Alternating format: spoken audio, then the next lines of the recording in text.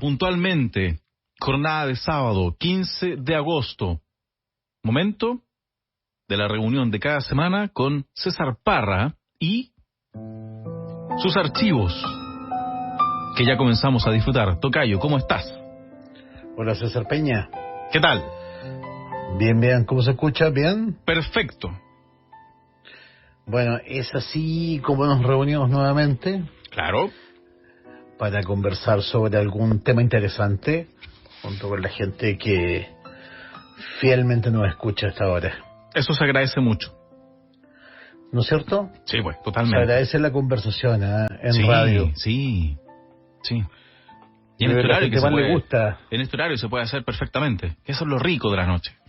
Eso es lo rico de la noche, justamente. Claro, pues, y creo que, sin falsa modestia, creo que hemos venido a cubrir un lugarcito que faltaba en la radio, FM.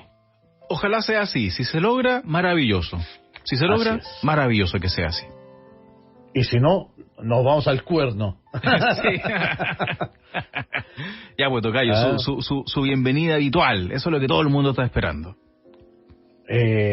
Tú dices, no, pues si de Bifiria la pasan Antártica... ¿es solo para el pueblo? Nomás, ¿Es solo para el pueblo? Ya. Bueno, pero ya digamos, desde Bifiria la pasan Antártica. Sí, güey, es un clásico ya. La fértil provincia. Exacto. Bueno, a propósito de provincia, a propósito del país, a propósito de nuestra tierra, a propósito de Chile, sus orígenes, tiene mucho que ver con lo que hoy día tú nos traes, Tocayo. Mira, yo pensé harto en cómo plantear el tema... del tema mapuche, del mal llamado tema mapuche, porque finalmente es un tema país. Y creo que hay que, siempre que tú le preguntas a un político sobre el tema mapuche, te va a decir, este es un tema complejo. Y ahí quedamos. Sí. Entonces yo dije, pensé en esa premisa, y dije, analicemos qué tan complejo es este tema. Así que lo vamos a hacer en dos partes, mi querido César Peña. Ok, perfecto. Yo te voy a contar cómo ha sido esta lucha por la tierra. Ya. Desde que Chile es Chile, hoy día nos vamos a ir hasta más o menos 1970, 1973. Perfecto. Y de ahí en adelante nos vamos con el programa mapuche más actualizado. Muy bien. Y perdóname que diga tema mapuche, pero necesito que la gente lo entienda así. Claro. Para lo que voy a explicar. Exacto. A ver, mira. Hay una forma de ver a Chile que es como un botín de guerra. Nuestro país, en cierto modo, es un botín de guerra. De una guerra que se llama la Guerra de Arauco. Ya. ¿O no? Ya. De hecho, Pedro Valdivia recuerda en 1535, 10 años antes que se aventurara, él recordaba la expedición de Almagro con estas palabras: no hay un hombre que desee venir a esta tierra, decía él. Pero él veía algo más. Y es así como logra juntar un puñado de 150 españoles y 3.000 indios yanaconas del Perú para enfrentar esta marcha penosa por la cordillera hasta llegar al Valle Central. Y es aquí donde se encuentran con la furiosa resistencia de los pueblos originarios. ¿Ok? De hecho, en una lucha que se prolongó, todos lo saben, durante más de 300 años. ¿Ok? Los españoles ya iban desarrollando esta llamada Guerra de Arauco. Sí. Fueron estableciendo ciertas formas de administración. La famosa encomienda. Yo creo que has escuchado hablar de ese término, que básicamente se refería a una cantidad de indios, y creo que se entiende cuando hablo de la palabra indio, no tiene ninguna connotación negativa. Claro. Cuando en América del Norte, en Canadá se habla de indio, todos saben perfectamente a lo que nos referimos. Sí. Entonces, bueno, básicamente la encomienda era, por decirlo así, una cantidad de indios que te daba el rey, junto con una base ilícita de propiedad, pero que partía sobre la base del despojo. ¿Ok? Entonces, bueno, ojo, originalmente la encomienda que daba el rey no incluía la tierra, incluía un número de indios determinado. Para que trabajaran. Pero obviamente esta cantidad de indios tenía una tierra respectiva, que de a poco se empezó a asumir que era parte de la encomienda también. El propio terreno que los indios laboraban, encomendados, ojo, por el rey, para su cuidado a un español, terminaban siendo abusados por y además este español expoliaba sus tierras. Entonces, en el fondo, de a poquito se fue borrando la frontera entre lo que era una encomienda por sí misma y lo que era la merced de la tierra, que era la propiedad de la tierra. ¿Qué es lo que eran las mercedes de tierra? Era el obsequio de tierras por parte del rey o su representante a los colonos españoles. Pero se fue, como te digo, borrando esa distinción y la merced de tierra se terminó confundiendo con la encomienda. Las primeras 60 encomiendas las distribuyó el mismísimo Pedro de Valdivia en 1544. Estas tuvieron que ser nuevamente reducidas a 32 al descubrirse que las tierras respectivas contaban con una población demasiado exigua.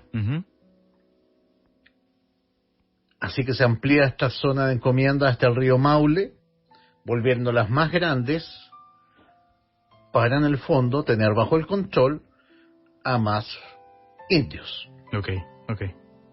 Entonces así tenemos como un alemán, como Bartholomew Blumel, que se viene a Valdivia, que viene con Valdivia, termina teniendo en el fondo una enorme proto-hacienda llamada encomienda. Es más, la propia ciudad de Santiago en sí misma es un despojo. De hecho, lo dice un documento original, que las tierras que comprendían el Valle de Santiago eran propiedad de los caciques Baltasarillo y Guandarongo. O sea, no lo dice explícitamente, pero tú encontrás en los archivos Becerro. Los caciques Baltasarillo y Guandarongo tenían antes su tierra y asiento en el Valle del Mapocho, y fueron, comillas, mudados para fundar la ciudad de Santiago. Para que veas. Así se hace la historia de Chile. Sí, nos queda claro. Esto es complementado en 1553. Don Fray Francisco de Victoria escribe: cada encomendero echa a las minas a sus indios, hombres y mujeres, grandes y chicos, sin darles descanso ni más comida en 8 meses que un cuartillo de maíz por día, y el que no trae la cantidad de oro a que está obligado, supuestamente estos indios que estaban encomendados para su cuidado por el rey de España, recibe palos y azotes. Y si alguno esconde algún grano, es castigado con cortarle narices y orejas, poniéndolas clavadas en un palo para escarmiento de los demás. Así era la cosa. Sí. Los deslindos de las encomiendas, mi querido César Peña, se definían de un modo muy vago. Se referían solamente a las tierras, así, abiertamente, a las tierras del cacique tal o cual. O sea, imagínate.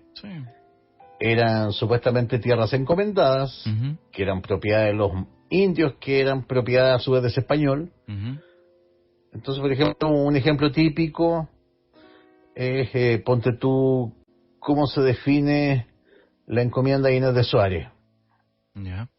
Mira: deposito en vos al cacique llamado Poquindo, con todos sus principales indios y sujetos que tienen su asiento en este valle del Mapocho, y dáseos su tierra e indios para que os sirváis de todos ellos. También era muy frecuente que los encomenderos ampliaran estos límites de sus tierras sin consultar a nadie. De hecho, más tarde un cronista describe que los primeros que tomaron posesión de la tierra pensaban que si tenían un pie en un valle, literalmente les pertenecía por completo. Mira. Y así como comenzaban a multiplicarse los pleitos, reclamos. Claro. Y ya al comienzo del siglo XVII, la corona española da orden de revisar la legitimidad de los títulos de dominio, más que todo para recuperar una gran cantidad de tierras pertenecientes al rey, que habían sido usurpadas por los colonos. Claro. Y acuérdate de este nombre, se le encarga la tarea a un agrimensor, quizá el primero que llegó a Chile, Ginés de Lillo. Ginés, mira. Quien inició en 1603 la labor de empezar a desenredar esta madeja. ¿Qué tierras eran del rey como tal? Sí. Y cuáles ya habían sido o habían pasado a ser parte de las encomiendas. Okay. Obligado por las circunstancias, obviamente debió confirmar el dominio de muchos terrenos obtenidos sin ninguna base legal. Claro. Su investigación sirvió ante todo para constatar que las primeras donaciones eran simplemente el núcleo del posterior ensanche que convertía la parcela en un latifundio. Así que cuando pienses en esas lindas tiempos de las haciendas, dígase 1900 o 1850, claro, son básicamente herencias de estos expolios realizados desde Santiago hacia el norte y hacia el sur. Mira, fue así como tantos abusos de los colonos se incorporaron a la propiedad legal. Las grandes estancias, que eran formadas en un comienzo por estas encomiendas de concesiones o compra fraudulenta de tierras públicas a precios nominales, llegaron a constituir la unidad agrícola dominante en Chile. Y va surgiendo una figura al mismo tiempo.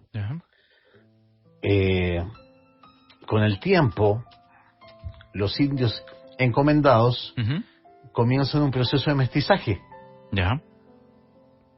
Porque obviamente hubo muchos indios que no quedaron adscritos a la encomienda, claro. ni a los pequeños grupos de nativos libres. Sí. Y ahí nace una figura que va a acompañar toda la historia de este país. El inquilino. Okay. El inquilinaje. Dígase hombres libres que pasaban a ser casi siervos de un señor feudal llamado al hacendado. De hecho, yo mismo, César Peña, soy nieto de inquilinos por parte de madre. Okay.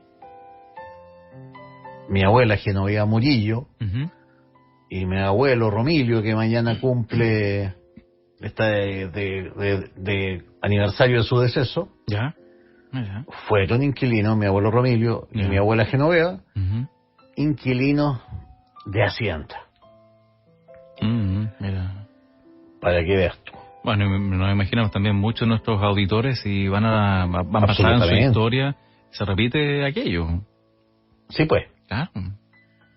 Bueno, como te digo, estas situaciones legales se van reglando a poco. Por ejemplo, mira, el número de inquilinos aumenta en tal forma que ya a comienzos del siglo XVII se estimó necesario reglamentar su situación y dar respaldo legal al inquilinaje como institución. En 1619, el virrey del Perú, el príncipe Esquilache, estableció las siguientes obligaciones para los trabajadores residentes de la hacienda. Atento. Trabajar para el patrón por lo menos 160 días al año. En pago de lo cual dispondrá de un trozo suficiente de tierra para sembrar un poco de maíz, un poco de cebada, un poco de trigo, unos frijoles y legumbres. El patrón tenía la obligación por su parte de facilitarle animales para trabajar e implementos de labranza. O sea, te dejo vivir ahí, en mi tierra, pero debes trabajarme 170 días del año. Y las cosas se pusieron peor después. Y estamos hablando de que el inquilino, ojo, es el hijo o el nieto directo del indio encomendado. Claro. Esto es una gran estafa en el fondo, César Peña. No sé si te entiende el concepto. Sí, o sea, sí. lo que el rey, o quizás también el rey también mentía. Lo que el rey te estaba proponiendo era lo siguiente. Era, cuídame a los indios, evangelízamelos. Pero el colono español, el fascineroso, se quedaba con la tierra, se quedaba con el trabajo, y a su vez los hijos y nietos de estos indios pasan a transformarse en una nueva institución de la cual todos somos hijos mestizos, llamada el inquilinaje. ¿Cómo te está quedando el ojo hasta el momento? Sí, oye. Ay. Ahora bien. Y tú lo estás contando a grandes rasgos, porque estamos claros de que dentro de todo esto hay historias terribles. Absolutamente. Claro, tú lo cuentas entre comillas lindo, entre comillas simple. Pero hay mucho sufrimiento, por supuesto. Sí, pues, sí. Pero esto es para que se entienda el drama de la estructura. A ver, porque estamos hablando de cosas que afectan nuestra forma de ser hasta el día de hoy, pues, César Peña. Todo caso. La forma en que nos estructuramos como sociedad. Sí. La forma en que se nos mira desde arriba hacia abajo. Sí. Eso es básicamente lo que te estoy contando. Llega la independencia. Yo ya te dije cómo se portaban nuestros padres fundadores, pues. Sí. O sea, José Miguel Carrera no trataba muy bien, que digamos, a su inquilino ni a sus indios encomendados. Los traía ahí a la huasca. Exacto. Literalmente. Fueran niños o ancianas, le daba lo mismo, los golpeaba por igual. Por otro lado, Higgins era dueño de una hacienda, tenía un trato quizá un poquito más decente, pero finalmente O'Higgins se toma la libertad de pescar 120 trabajadores y llevarlos quizás contra su voluntad a pelear una guerra que no querían pelear. Sí. Eso es la independencia. Sí. De hecho, lo que hace la independencia, ¿cómo podemos leer esta historia del expolio de la tierra? ¿Cómo podemos leer la independencia desde esta historia del expolio de la tierra? Finalmente, estos criollos, que son los que se alzan contra la corona española, eran asentados en su mayoría. Y a menudo les tocaba combatir, mira la situación irónica, con inquilinos a sus órdenes, que habían sido primero levantados en leva por los generales españoles. Claro. Entonces aquí digamos que uno tiende a pensar en forma maniquea de que por un lado están los chilenos, pachotas todos, Sí. y que por el otro lado están un montón de españoles malvados, al estilo de San Bruno, qué sé yo, las pinzas. Estos eran chilenos peleando contra chilenos. Unos porque la leva la había hecho primero el español, hubo otros porque la leva la había hecho el criollo, asentado. Okay. Bueno, finalmente, como todos sabemos, gana la independencia el sector pachota, pero esto lo que hace es consagrar literalmente el gobierno de los hacendados, por los hacendados y para los hacendados. Ahora bien, ojo, en algunos próceres de la independencia no eran ajenos a ciertas inquietudes de orden social. Ya hablamos ya de lo que significó en su momento la abolición de la esclavitud. Sí. ¿Ok? Sí. Que en todo caso nunca fue una institución masiva en Chile. Medidas tomadas en su momento por Carrera y por O'Higgins.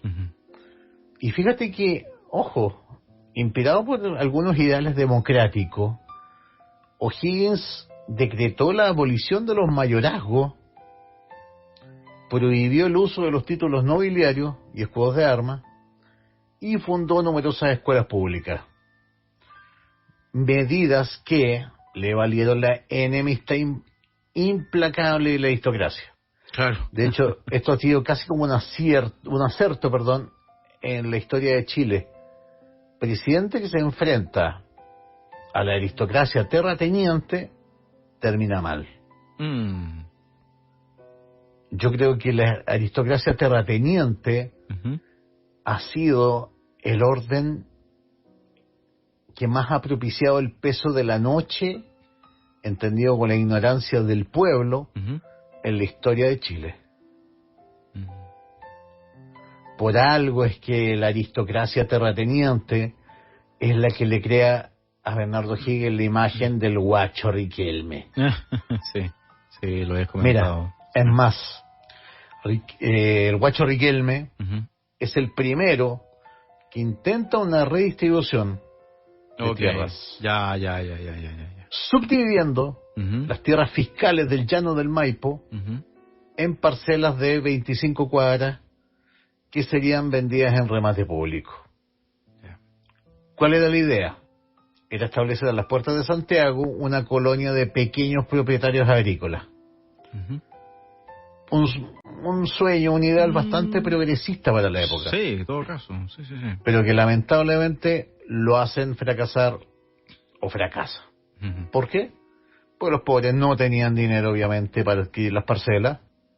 Y los ricos, a su vez, no se interesaban en estos retazos de tierra. O sea, ¿qué le iba a importar, qué sé yo, a un Sanfuente 25 de tierra? Entonces, unos no lo veían comprar porque era muy pobre, y los ricos no les interesaba comprar estas pequeñas parcelas porque eran muy chicas. Así que finalmente terminaron siendo absorbidas por grandes haciendas vecinas.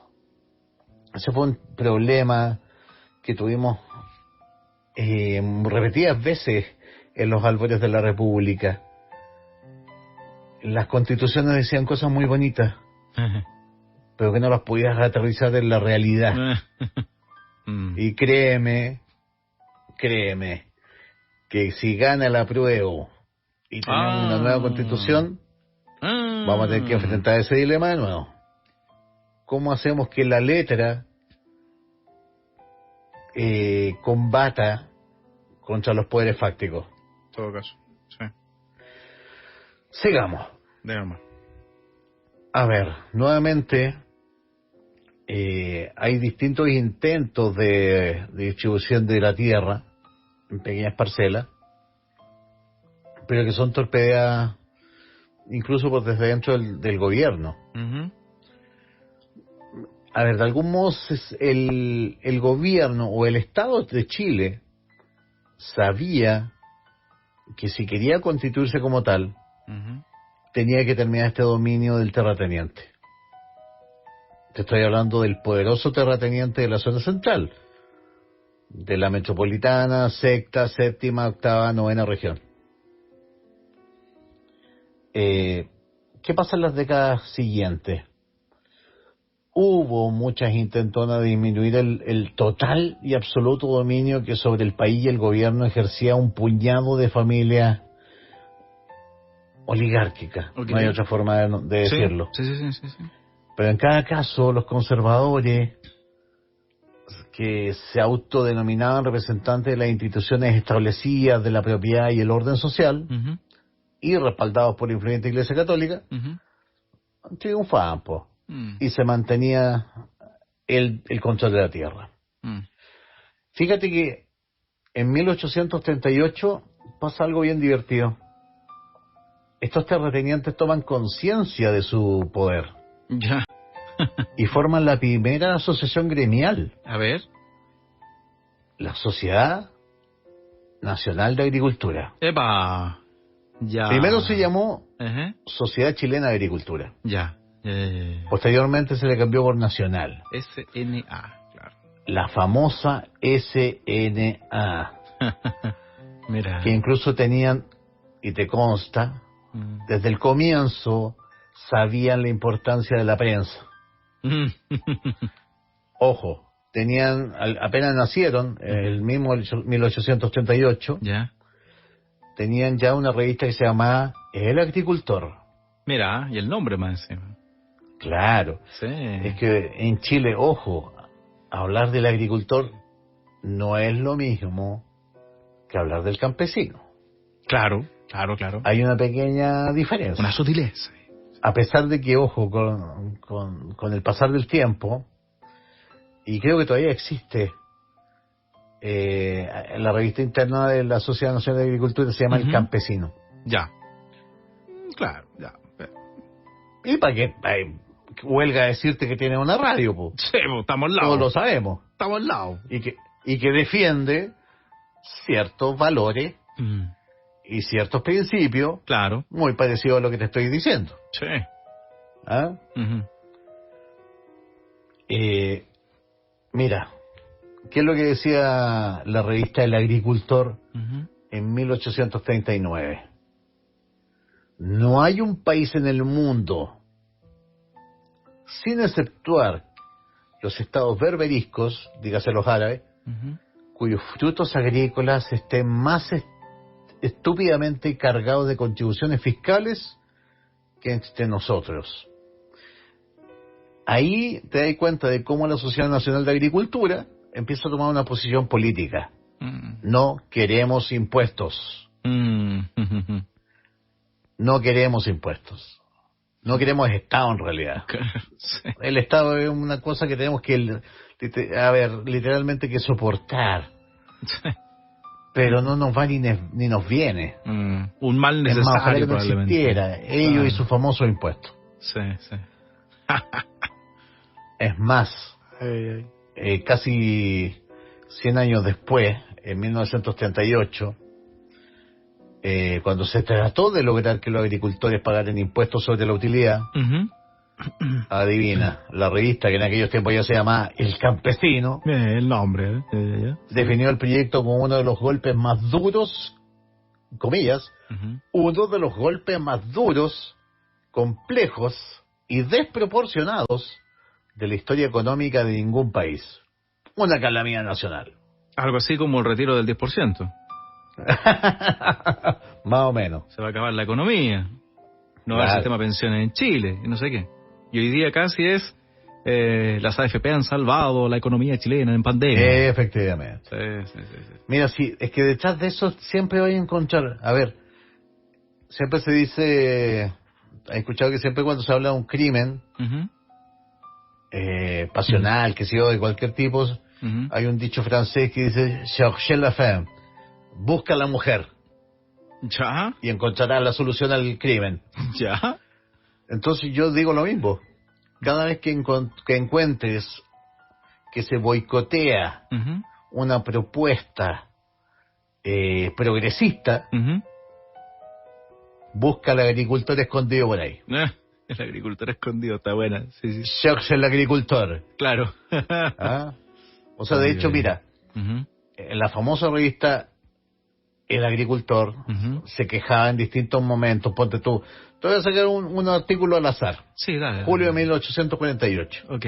¿Cómo se referían a los trabajadores agrícolas? Comillas.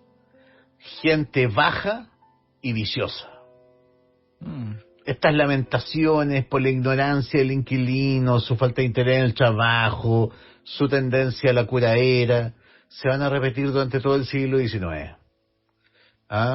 Te leo 8 de 1842, mira, comillas, la desmoralización y los horrores de una revolución como la de nuestra independencia nacional influyeron altamente a nuestro dictamen en corromper a las masas.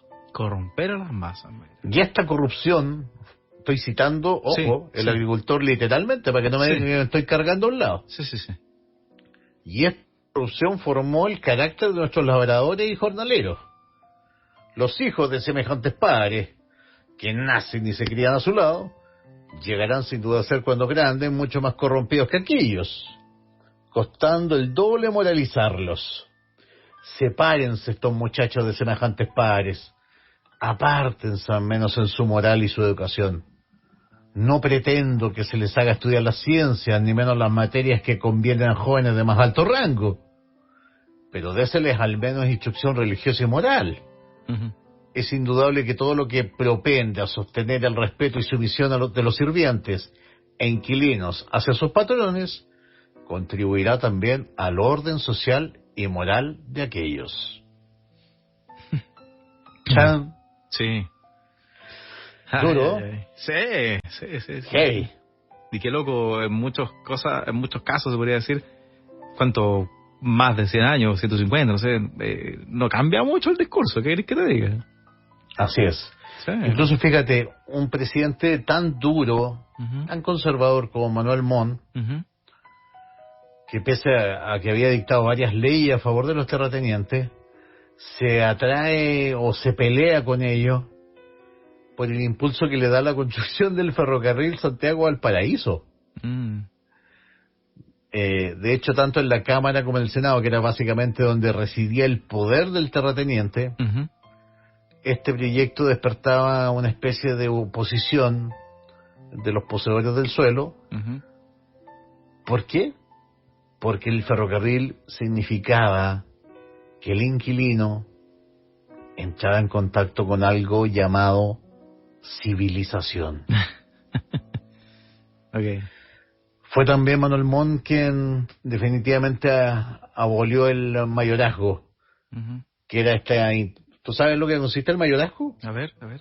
Básicamente que la hacienda, Ya. para evitar que este poder Sí. unívoco, Uh-huh. llamado la hacienda, Ya. se dividiera, ponte tú, ya un papá tenía 5 hijos, Uh-huh. se dividiera en 5 partes. Ya. El mayorazgo decía lo siguiente: el hijo mayor heredará íntegra la hacienda. Okay, ya. Así no se dividía. Sí. Es más, solo le quedaba crecer. ¿Qué es lo que hacían los otros hijos? Quedaban para cura, Ya. se tenían que buscar algún buen matrimonio, Uh-huh. o el hijo mayor, que quedaba como cabeza de familia, le daba una pequeña renta mensual para mandarlo a París, qué sé yo, a que se divirtiera un poquito. Ay, oye. Así era la cosa, pues. Bueno, sinceramente, en algunas cúpulas siento que no ha cambiado mucho. Pues eso es lo que te estoy diciendo. Claro. Por eso sentía, mi querido César Peña, Uh-huh. que esto lo teníamos que analizar desde el comienzo. Claro, sí. O sea, yo sé que, a ver, ¿cómo te lo digo? En el fondo, hay mucha gente que cree que efectivamente el mapuche... A ver, hay gente que todavía, tú escucháis, Uh-huh. de que el mapuche es flojo, que el mapuche es curado. Sí. Y lo creen realmente. Y yo te digo, esto es en el fondo una historia de injusticias, pero terribles. Es que Tocayo La también... barbarie no viene precisamente de los mapuches. No, es que Tocayo también se puede tomar como que, sí, es cierto. Se puede decir que es curado, que es flojo, todo lo que queráis, pero es que se le formó, se buscó que tuviera esa formación. Por esto mismo, sea, para tenerlo ahí. Conscientemente. Exacto. Se buscó que el mapuche o su nieto, el inquilino, Uh-huh. permaneciese en la ignorancia más absoluta. Sí. O sea, a ver, muchas veces lo hemos comentado acá, contigo y también con auditores, hasta el día de hoy sigue siendo estratégico tener estudios. Estratégico me refiero a, no, que ojalá tengamos una masa grande sin mucha educación para poder manejarla como queramos y no sé qué. Así que imagínate, pues, desde aquellos momentos, de aquel entonces, se crea la patria, se crea Chile, por así decirlo, y al tiro impungamos. Claro. Sí. Bueno, llega, tú sabes, en 1861 y hasta la Revolución del 91, Uh-huh. algo que se llama la República Liberal. Yeah. Tú puedes decir, bueno, los liberales son gente más avanzada, qué sé yo. anticlericales. Eso se supone. Quizás las cosas podían cambiar un poco. Claro, pero... Veamos cómo se estableció. A ver. De hecho, hay situaciones medio esquizofrénicas. Ponte tú, Benjamín Vicuña Maquena, el famoso escritor, critica, comillas, que Chile fuera gobernado patriarcalmente, ya, con una gran hacienda. Ya, ok. Pero a su vez, ¿Te sigo? fue editor durante un par de años de la revista de la Sociedad Nacional de Agricultura. Ya. ¿Ok? Sí. Y en sus páginas pidió leyes que reglamentaran los arriendos y el inquilinaje, Ya. Que tendieran a subdividir la propiedad, cosa que nunca pasó, y que rectificaran, nuevamente, comillas, la moral campesina, decaída por la insuficiente inmoralidad de los curas. O sea, nuevamente, en el fondo, a nadie le interesa el inquilino. Es usado como una herramienta política en esta lucha entre conservadores y liberales por desacralizar, por decirlo así, el Estado chileno. Sí, oiga. Avancemos un poquito. Dale más. Por ejemplo, es curioso. Algunos liberales realmente tenían una preocupación legítima. Ya. El mío de Vicuña Maquena se quejaba de la vida que tenía el inquilino. Ya. Comillas, mirad por las rendijas de los ranchos y veréis seres humanos sepultados en la inmundicia. Abrid los libros de la parroquia y veréis la ilegitimidad de los hijos en una espantosa mayoría. Ved el cepo del subdelegado. Ojo, cepo, el cepo. Sí.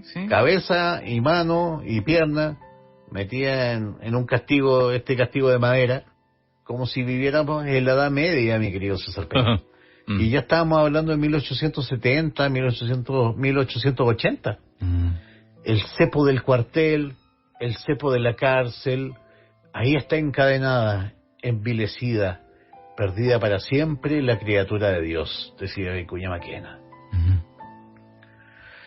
Pero en el fondo estas actitudes, entre comillas, humanitarias de Vicuña Maquena no podían prosperar. De hecho, a causa de estas posiciones liberales, lo sacan de la redacción de la revista El Agricultor, lo apresan, lo encierran y lo destierran. ¿Se entiende? Así que Benjamín Vicuña Maquena aprendió lueguito la elección, no volvió a hablar contra... No, claro. Los hacendados. Ay, oye. Hay algunas reformas mínimas que hicieron los gobiernos de Errázuriz, Pinto, Santa María, pero nada que en el fondo marcara una diferencia... Algo, ¿cómo se llama? Sustancial. Algo de maquillaje, más que nada, no sé, que dé la sensación de todo eso, claro. Reformas de, como lo vamos a ver después con Jorge Alessandri, reformas de macetero. De macetero, mira el concepto. Sí. Mira, de hecho, hay un escritor norteamericano de apellido McBride que nos sacó muy bien la foto. Y aquí sabéis que viene el gran problema. A diferencia de otros países, porque siempre va a estar el tema de por qué otros países progresaron más que nosotros. ¿Sabes la diferencia entre Estados Unidos, que se dispara a una superpotencia mundial, y nosotros, que quedamos en el peso de la noche? Sí, totalmente. Bueno, el mismo Bright escribe sobre esto y dice, comillas, existió siempre un obstinado círculo, celoso de sus privilegios de cuna, que se opuso tenazmente a toda medida de progreso.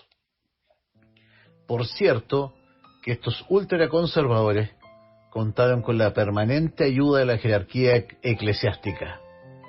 Las congregaciones religiosas eran a su vez poderosos terratenientes, poseedores de algunas de las más ricas haciendas de Chile, sin contar las hipotecas, mediante las cuales controlaban muchas otras más. Los dos grupos estaban sólidamente unidos por un mismo interés, y su oposición era el mayor obstáculo para el progreso. McBride, un norteamericano. Sí. No estamos hablando aquí ni siquiera de un comunista, güey. Sí.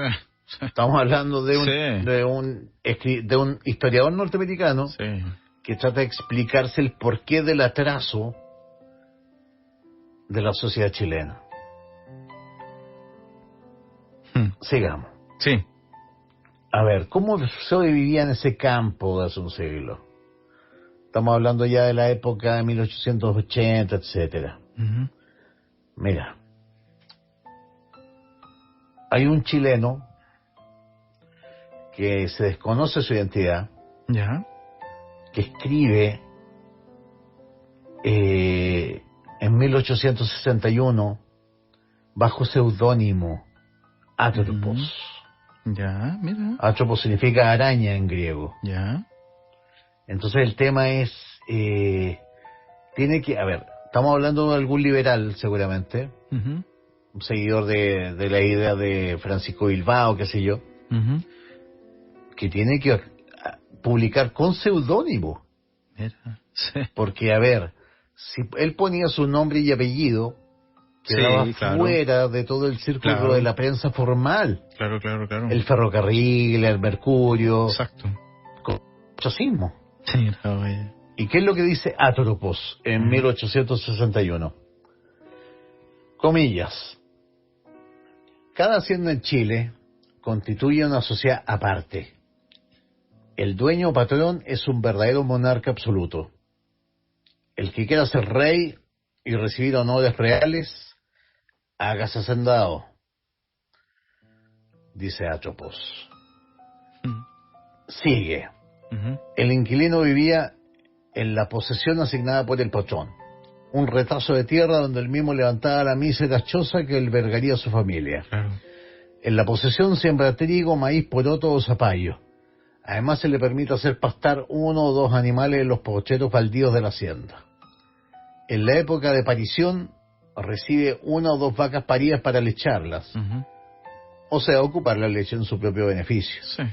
Para retribuir estos beneficios al patrón, está obligado a trabajar gratuitamente en rodeos, trillas, vendimias y construcción de cercas. Para el inquilino, la hacienda es su patria. Claro. Muchos ignoran hasta el nombre de la provincia donde residen. Claro, oye, en todo caso, no sé si te debes acordar en el programa Nuestro Siglo de TVN, que al principio entrevistan a gente que había sido inquilino de principios del siglo XX, y Así muchos de ellos dicen, lo comentan dentro de la ignorancia que tenían en ese entonces, pensaban que Chile era el pueblo, a lo máximo. Así es. Que eso era Chile, que no había más allá. Increíble. Así es. Que terminaba el fondo y era Chile, así, no sé. Para que se entienda hoy en día, para que se trate de entender hoy día. Qué loco. Mira, sigue nuestro querido amigo Atropos.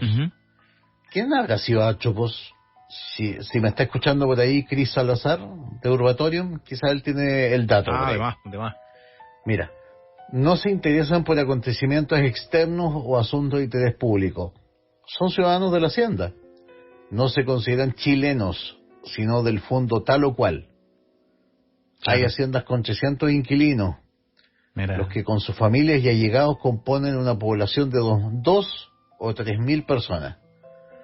La vivienda del inquilino es una choza de quincha, recubierta con barro por dentro y fuera, con techo de coirón o totora y piso de tierra desnuda. El mobiliario se reduce a lo más rudimentario. En invierno se alimenta de pulpa de peumo, ulpo y mate. Los niños trabajan a partir de los 6 años. Cuando el fondo tiene capilla, se celebran misas diarias y rosarios en las noches. Cada 2 o 3 años los patrones mandan a hacer misiones. 9 noches de prédica que terminan con disciplinas y flagelaciones, para concluir con confesión y comunión generales. El inquilino se muestra abyecto y sumiso ante el patrón, del cual dependen su vida y su bienestar. El patrón o su representante, el administrador, es virtual juez de autoridad patriarcal. 2 puntos. Debe dar su consentimiento para los matrimonios, y cuando un inquilino muere, es él el que le reparte los bienes entre los herederos. Su dictamen es inapelable. De hecho, nuestro querido amigo Atropos termina su relato de 1861 con estas palabras, comillas, el inquilino, dígase el mapuche devenido inquilino, como te dije al comienzo. Sí. ¿Es un hombre feliz o es un hombre desgraciado? Como la felicidad o las desgracias deben calificarse según la sensibilidad de la persona a quien se le atribuyen, un hombre culto que siente de otro modo y aprecia las cosas de muy diversa manera que el labriego sencillo e ignorante, no puede tomar su propia sensibilidad como norma de los placeres o dolores de este último. El inquilino vive ciertamente en condición muy poco apreciable para hombres que pertenecen a una esfera social más noble. Pero como los goces de esa vida son desconocidos por el inquilino, éste no los desea ni sufre por carecer de ellos. De ahí viene que se halla tranquilo y contento con su suerte. Gracias en parte a los consuelos de nuestra santísima religión. ¡Auch! Sí. Wow. Sigamos. Sí. Pues esta historia, estamos parafraseando a Borges y su historia universal de la infamia. Esto es una historia nacional de la infamia. Ay, oye. A ver, mira, bueno, un nuevo hito de esta lucha por la tierra es el primer Congreso Libre de Agricultores que se realizó en Santiago en 1875. Mira, el presidente de este congreso, don Rafael Larraín, considera la posibilidad de hacer algunas reformas. Como por ejemplo, eliminar la chicha. ¿Eliminar la chicha? ¿Cómo? Altamente nociva como alimentación. Chuta, pero mejor edúcalos en vez de eliminar la chicha. Bueno, claro, es que esos los debates. Cambiémosle mejor al inquilino la chicha por el vino. Y así de paso ayudamos a los viticultores. Sí, en todo caso, sí. Claro. Ay. Congreso de 1875. Sí. Entonces tú me decís que, a ver, ahora tú ya entendí, este es el soldado que peleó en la guerra del Pacífico. Claro. El peón, el inquilino. Claro. Sacado a la racha. École. Es este mismo peón y inquilino el que pelea la guerra civil del 91. Bueno, tocayo, con todo el respeto del mundo, y sigue siendo tal vez la figura que hoy me refiero a viernes por la tarde-noche, tú ves de repente saliendo de alguna cantina o de un restaurante medio empipado, como se dice en buen chileno, una persona un jornalero que ganó plata por trabajar el día y que finalmente ve que casi su único placer o su único gusto es tomarse sus copitas, ¿me entiendes? Entonces se podría decir hasta que esa figura, de cierta forma, hasta el día de hoy se mantiene. Absolutamente. Claro. Mira, qué loco. Llegamos a 1920. Arturo Alessandri Palma viene a cambiarlo todo, o por lo menos con la intención de cambiarlo todo, con un congreso que es un reducto de los grandes hacendados todavía. De hecho, Arturo Alessandri, que era un hombre de derecha, era llamado por la extrema derecha el Lenin chileno. Mira. Ese era el miedo que le tenían, que iba a cambiar todo. Ay, oye. De hecho, ya la Sociedad Nacional de Agricultura le mandó una carta pública para quejarse por los primeros síntomas de agitación social de los campos. Uy. Comillas. Tome nota, señor Alessandri. Este malestar artificial que se trata de imponer al inquilino está produciendo el desaliento entre los agricultores. Vendrá como consecuencia una disminución de la extensión de la siembra y de la producción de alimentos. Es una amenaza. Totalmente. Abiertamente. O sea, si usted hace cambio, nosotros no vamos a pasar hambre. El pueblo va a pasar hambre. Y le van a echar la culpa a usted. Sí. No a nosotros. Y eso ha sido un eje constante también, ¿eh? Tomando eso y un poco en la imaginología, como le dicen. Ya le mandan esto a Alessandri, como tú dices, tocayo. ¿Y qué pasaría si Alessandri hubiese, comillas, denunciado eso? Es decir, no sé, por los grandes... No, se lo echan, no sé, es claro. El tema. Se lo echan, no sé. O sea, no. O sea, él lo pudo haber denunciado. Para que, como le habían amenazado de que la gente se va a volver contra usted porque finalmente lo asumirán como culpa suya. Y él decir, esta amenaza me ha llegado por parte de... ¿Ante quién lo denuncia? ¿Cómo? ¿Ante quién lo denuncia? Si todavía no había ante, por así decirlo, el pueblo. Una masa electoral. No, pero te digo, ante el pueblo, por así decirlo. Yo quiero hacer estos cambios para privilegiar o para mejorar la situación de la gente que está en los campos, pasándolo mal, no sé, bla, bla, bla. Ustedes lo han pasado mal por esto, tanto tiempo, y yo quiero hacer estos cambios, pero desde este mismo ellos no me dejan hacerlo. No sé. Faltaba todavía por lo menos unos 20 años. Ya, ok. Para que creara una masa crítica. Que pudiera hacer resistencia, por así decirlo.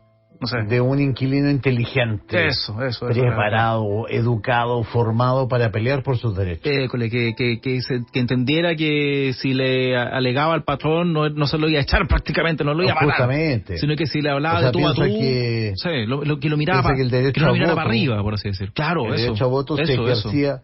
Mi patrón me dijo que yo votara por este. Sí. Ese es el derecho a voto que se tenía. Sí. Bueno, sigamos. Llega al gobierno Pedro Aguirre Cerda. Que ojo, Pedro Aguirre Cerda también a su vez era un pequeño hacendado. Okay. Así que tampoco está exento de pecado. No, claro. Nuevamente, Sociedad Nacional de Agricultura. Saludos, Checho Irán.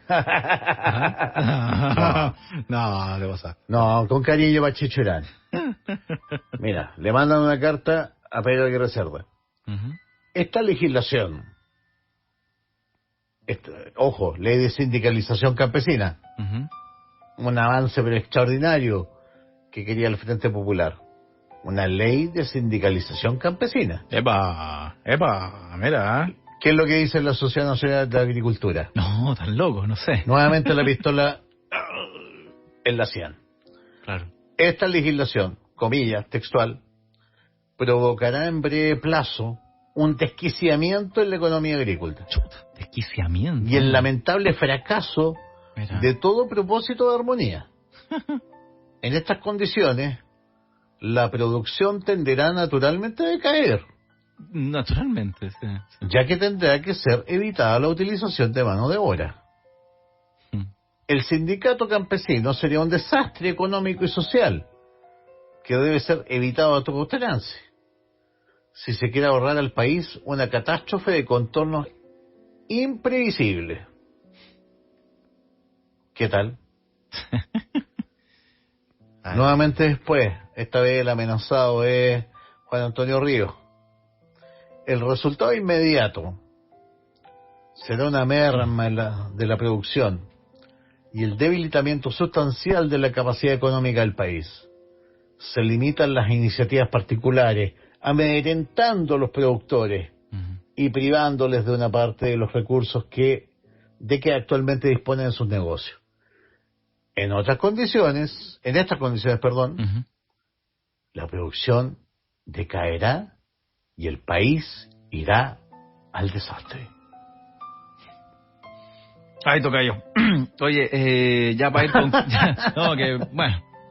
ya para ir concluyendo, tocayo, esta primera parte, conclusiones de lo que se llevaba hasta ese momento, no sé. Conclusiones. Sí. En el fondo, lo que vemos hoy día en la Araucanía, sí, es básicamente, ¿tú por qué crees, César Peña, que no se vieron banderas de partidos políticos en lo que fue el estallido social de octubre? ¿Cuáles eran las dos banderas más repetidas? La mapuche. ¿Era la chilena? la mapuche. La nación mapuche. Sí, totalmente. Es porque pero es que la gente sabe. Sí, pues los partidos políticos hace harto rato que ya están desprestigiados. Mucho rato ya. Claro. Y todos. Absolutamente. Sí.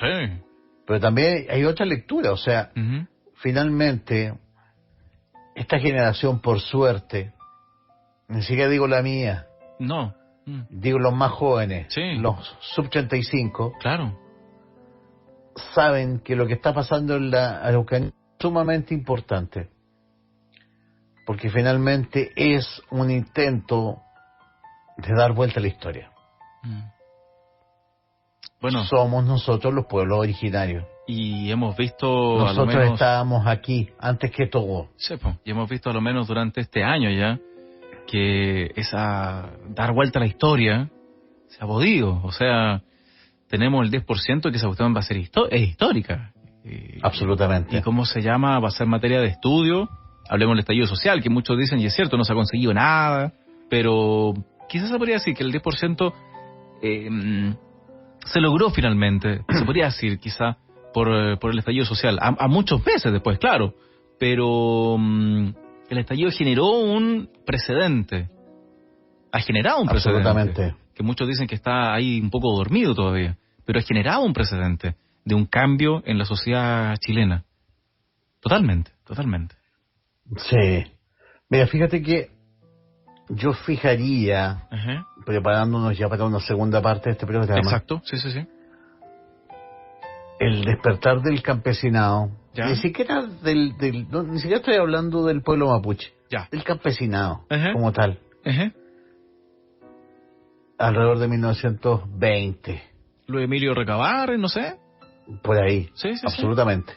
Okay. De hecho, la Sociedad Nacional de Agricultura se lamenta en 1921 de los primeros intentos de sindicalización del campesinado, señalando que, comillas, busca la elevación de los precios del trabajo por medio de la huelga. De esta arma el obrero usa y abusa. Debemos lamentar que aún no esté moralmente preparado. Es preciso anticiparse a las exigencias que han de venir. Tal cual. Sí. Ay, oye. Mira, hay diversos intentos que podríamos analizar, pero nos falta el tiempo, podríamos dejarlo para la segunda parte. La caja de colonización, por ejemplo, etcétera. Lo que es también, Ranquil. La matanza de Ranquil. Ya. El Lenin chileno, supuestamente, que era Arturo Alessandri, en su segundo gobierno, gobierna con la derecha. Y viene a Ranquil. Ranquil marca un antes y un después. Ranquil es, es una matanza de colonos que intentan básicamente defender sus derechos. Mira, en 1929 el gobierno había confirmado un hacendado los derechos de propiedad sobre 175.000 hectáreas de terrenos en el Alto Biobío. Mira. El decreto debió suspenderse poco después, cuando centenares de colonos comprobaron que ocupaban hace tiempo esas tierras y que muchos incluso habían recibido sus parcelas del propio gobierno. Obviamente que los avatares políticos de los años siguientes, todo este tema de la propiedad de los colonos había pasado al olvido. Claro. Pero el dueño exige la expulsión de los colonos con ayuda de la fuerza pública. Y este choque entre carabineros y los verdaderos dueños de esas tierras, colonos reconocidos por el Estado de Chile, provocó una matanza que estremeció al país. Se podría decir que durante semanas los ríos que bajaban de la cordillera arrastraban cuerpos de hombres, mujeres, niños y ancianos. Ranquil. Qué manera, tocayo, de cerrar la primera parte, ¿eh? Bueno, es un tema apasionante, un tema que debe conversarse. El concepto se repite, o sea, hasta hace poco todavía seguíamos en conflicto en el Alto Biobío. Otros motivos, sí, claro. Otras personas, claro. Pero el mismo problema. Ay, tocayo.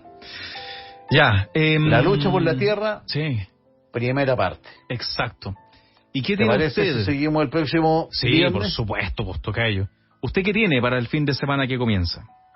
Bueno, mañana tours en César Parra Comunidad TV, fanpage, vía Facebook. Tenemos salidas a terreno, tours virtuales, turismo virtual. Mañana y el domingo de las 3 de la tarde. Perfecto.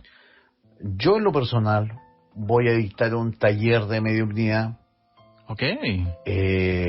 A eso de las 7:30 vía plataforma Zoom. Claro, ya. Si la gente quiere asistir, puede escribir a contacto@exprofeso.cl. Ok, perfecto. Eso es lo inmediato. Bueno, exprofeso.cl, ustedes saben. Sí, pues. Todos los temitas que en un pueblo faltaban los días martes, los podemos en el fondo tratar, qué sé yo, abre camino, todo lo que es la magia buena. Sí. A través de exprofeso.cl. Eso pues, mi querido amigo. Ya, pues nosotros, tocayo, hasta la madrugada de miércoles ahora. Hasta la madrugada del miércoles. Para el Pueblo Fantasma. El clásico de la radiodifusión chilena del nuevo milenio. Así es. Tocayo, que estés muy bien, cuídate mucho. Tú también, César Peña, que tengas buen turno. Gracias, y llegues bien a tu casa. Muy amable, pues, y siempre a nombre de los auditores, gracias por esta clase de historia. No, al contrario, gracias por la oportunidad y la ventana para hablar de esto. Ya, pues, que esté muy bien, tocayo. Hasta pronto. Ya, pues, cuídate. Chau. Dejamos hasta acá la primera parte de los archivos de César Parra en esta semana. Y seguimos compartiendo la madrugada a través de ADN.